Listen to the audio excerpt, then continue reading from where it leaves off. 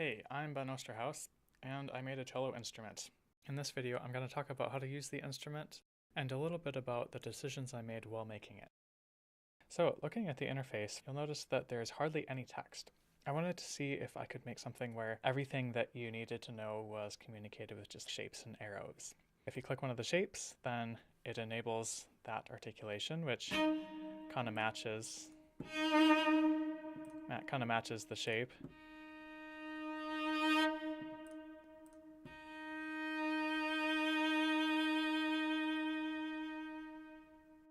If you click on a shape in the other columns, it's a different color because I played them differently. I'll explain more later how I got that kind of hollow sound.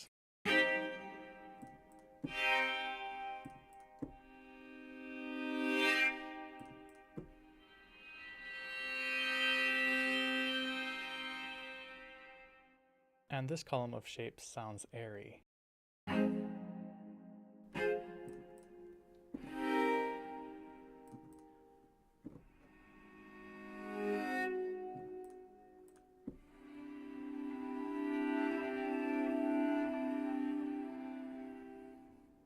Next, I'd like to talk about the arrows on the sides.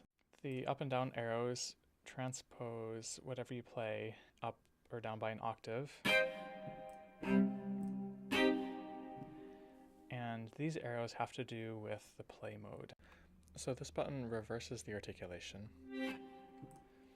And this one reverses it, but also layers that in with a not reversed version of the sample, and the whole thing loops indefinitely.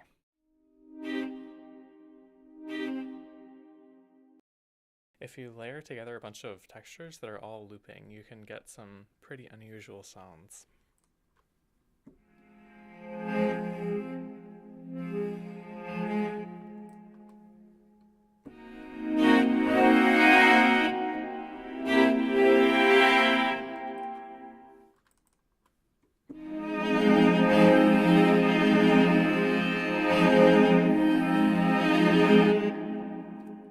You might notice that as I'm turning things on and off, the keyboard down below is turning blue and yellow. How that works is the blue notes have samples mapped to them, and the yellow notes only have some samples mapped to them.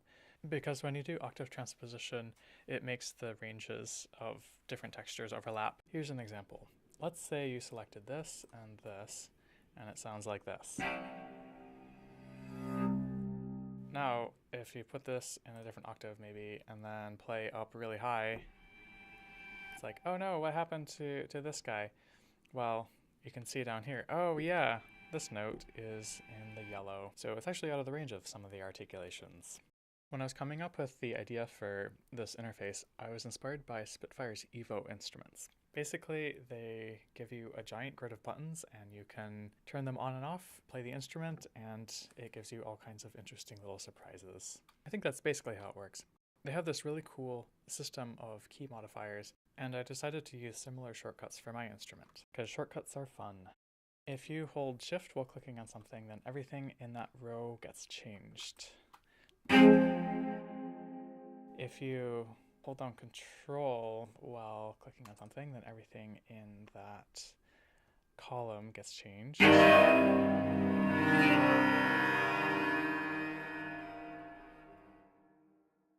You can actually press both Shift and Control at the same time, and it'll do this, which is kind of random, but kind of fun, I guess.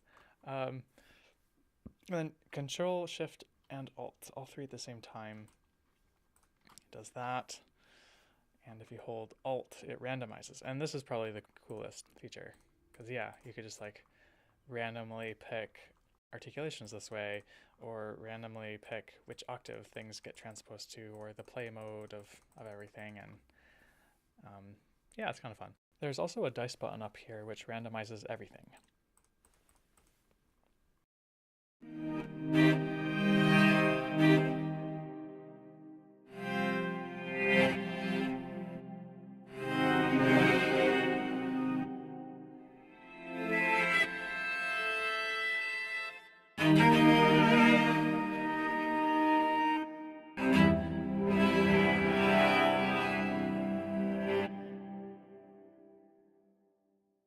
You might notice that the articulations are lighting up when I play notes into them.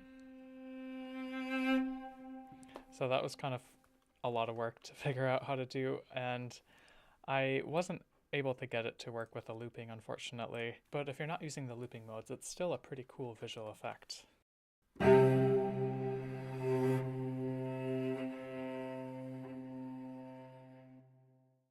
On cello, where you bow on the string makes a really big difference on the tone quality, which is why I decided to record using 3 different tones. So that first red column that you heard was me playing about in the middle of the string. And this is a pretty typical cello sound that you're used to hearing. The second column was recorded close to the bridge, and I used a really fast light bow. This creates a really hollow, electronic-y, ghostly kind of tone, and it's very, very different from this. The third column was very airy sounding because I played over the fingerboard, like this far. So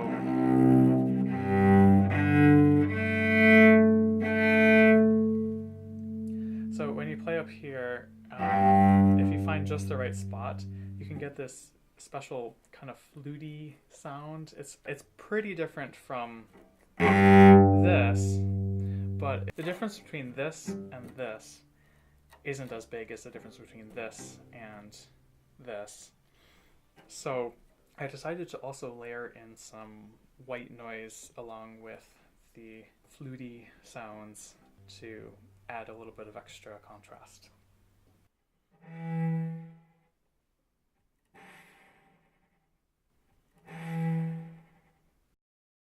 Everything below middle C was recorded really far over the fingerboard. Everything above middle C was recorded using artificial harmonics. If you're not familiar with string instruments, you might be wondering how I did those artificial harmonics. Let's say you take a note, and a note a fourth above it, and then you touch lightly that note that was a fourth above. You can just slide around to get to different notes, and it sounds really different than this.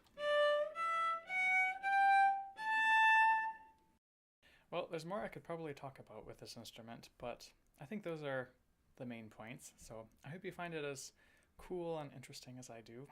And if you have any questions or comments, or if you have any suggestions for future instruments, feel free to reach out. Thanks.